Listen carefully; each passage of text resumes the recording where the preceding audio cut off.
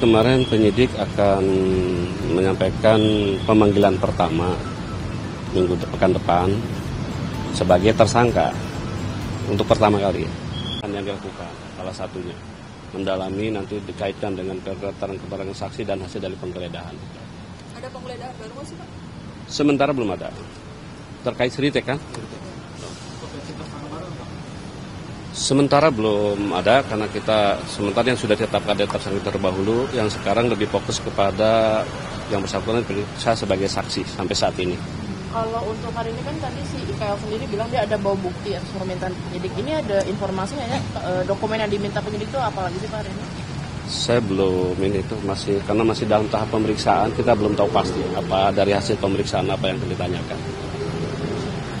Untuk terkait dengan mungkin Chromebook Pak, ini kan pemeriksaan terus berjalan ya. Apakah mungkin untuk hari ini ada saksi-saksi yang diperiksa siapa aja Pak? Hari ini terjadwal untuk terkait dengan pengadaan laptop berbasis Chromebook itu ada dari dua perusahaan, yaitu yang satu dari perusahaan Google, yang satu lagi dari Telkom. Google itu boleh dijelaskan mungkin inisial atau jabatannya apa Pak? Inisial kalau dari Google PRA. Kalau dari Telkom? Telkom WMK ya. Itu dari Telkom itu terkait dengan investasi ke Gotoh bukan sih Pak? Sementara nanti saya tanyakan masih, tapi belum datang. Oh belum datang. Belum datang. Yang datang cuma dari pihak Google. PRA ini kalau tidak salah yang pemilik apa ya si Google? Yang terkonfirmasi itu kalau tidak salah yang bertemu dengan Pak Nadiem kalau tidak salah. Ya nanti kita pastikan. Itu yang dari Telkom minta penundaan pemeriksaan atau tidak ada kabar yang belum ada konfirmasi. Tapi setidaknya berarti dari penyidik sudah menjadwalkan pemeriksaan ya untuk Telkom berarti. Iya sudah. Yang jelas hari ini sudah dijadwalkan 2 orang tetapi yang hadir hanya 1. Dan pemeriksaan hari ini itu terkait dengan pengadaan Chromebooknya atau investasi ke Gotohnya Pak? Ya terkait kaitannya dengan penanganan perkara ini yang jelas sampai sejauh mana nanti mungkin karena bisa juga dari terkait dengan investasi nanti kita. Iya. Pak izin tanya kalau untuk soal Riza Khalid dikirim kemana ya Pak istilahnya untuk progres sampai saat ini di perkembangan Riza Khalid, karena kan sebelumnya Kejagung bilang kan mungkin Riza ada di Singapura tetapi dari Kemlu Singapura membantah. Nah ini gimana Pak?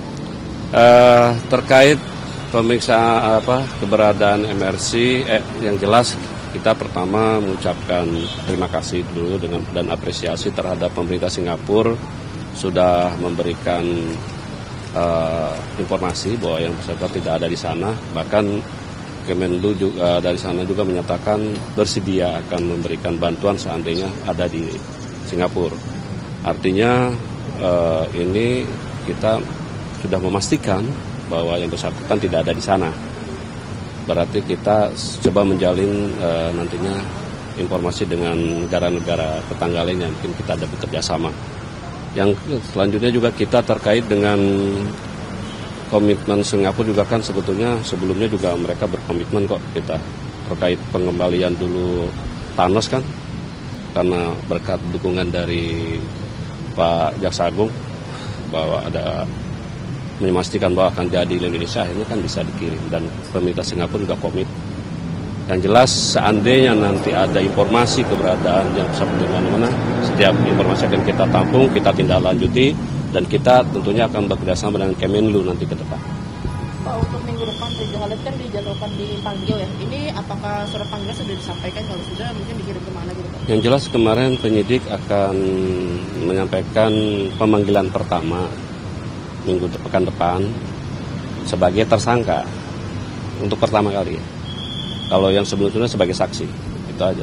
Tanggalnya belum terkonfirmasi tanggal pastinya. Bahkan keberadaan Riza Khalid belum diketahui ya. Tapi untuk surat panggilannya itu akan dikirim kemana berarti ya? Ya sementara yang terdaftar ini kan kalau ini alamatnya kan di Jalan Lingga ya, di rumahnya kita di sana. Sementara ke sana aja dulu. Ya, kita terakhir aja alamat yang secara resmi. Ya mudah-mudahan kita sih berharap yang bersangkutan kooperatif mau hadir ya sangat baik sebagai warga negara yang baik taat hukum. Pak, kalau JT gimana Pak nasibnya Pak? Kan udah tersangka. Untuk saat ini yang bersangkutan kita tahu keberadaannya dan teman-teman dari penyidik juga akan mengambil beberapa tindakan yang sifatnya. Itu upaya paksa dan Ya tentu kalau memang kita sudah berada di mana posisi jelasnya kita akan upaya paksa, tapi ada mekanisme aturan-aturan yang kita lalui. Pak, tapi kalau untuk rencana penerbitan DPO-nya Pak, itu kan kemarin katanya mau diterbitkan DPO pada jurisdiksen, apakah dalam waktu dekat apakah akan diterbitkan DPO Pak? Maksudnya Iya, tanggal pastinya? tanggal pastinya belum, tapi yang jelas dan on proses sedang dikaji karena kita lihat dulu posisi yang bersangkutan ada di mana. Nanti kita sesuai aturan-aturan dan norma-norma yang ada nanti kita indikan. Yang jelas on proses pasti akan dinyatakan DPO. Pak, tapi keberadaan JT tidak di Indonesia itu sejak kapan sih Pak? Ini nanti secara ini nanti saya cari informasi ke penyidik ya, karena kita deteksi dulu.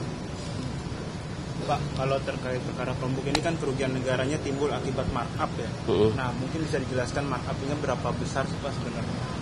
Kalau terkait informasi yang dari penyidik didapat kerugian negara, estimasinya itu untuk pengadaan terkait dengan software itu kan sekitar 480 miliar. Untuk markup pengadaan laptopnya sekitar 1,5 T. Jadi kalau di total hampir 1,9 ya, 98 T.